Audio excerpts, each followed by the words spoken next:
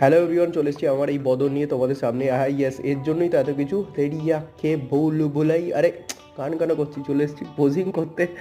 Sorry, posing করতে গিয়ে এই যে লাগলো ঘাড়ে।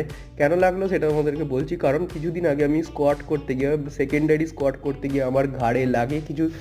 কারণ হচ্ছে আমার সামনে স্টেট কম্পিটিশনের জন্য প্রচণ্ড ঘাটতে হচ্ছে। তখন তুমি তোমার এক্সট্রা পুশ করবে, তখন তোমার এই ইনজুরি হওয়ার চান্স বাড়বে।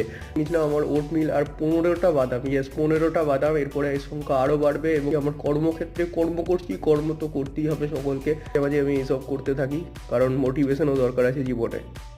দুপুরের লাঞ্চ 150 গ্রাম রাইস আর পনির, 150 গ্রাম মতো পনির। আর তার সাথে দেখছি যে এশিয়ান পাওয়ার লিফটিং চলছে। ছিল আমার 145 কেজি পজ ডেডলিফট, আর তার সাথে ছিল বেঞ্চ স্কোয়াট এবং তার সাথে ছিল কিছু ব্যাকের সাইড। একটু মনে হয় যে আমি তোমাদের কিছু হেল্প করতে পারি, তাহলে লাইক, শেয়ার এবং সাবস্ক্রাইব করো এবং ফলো করতে ভুলবে না। থ্যাংক ইউ, দেখা হচ্ছে পরের দিন। টাটা।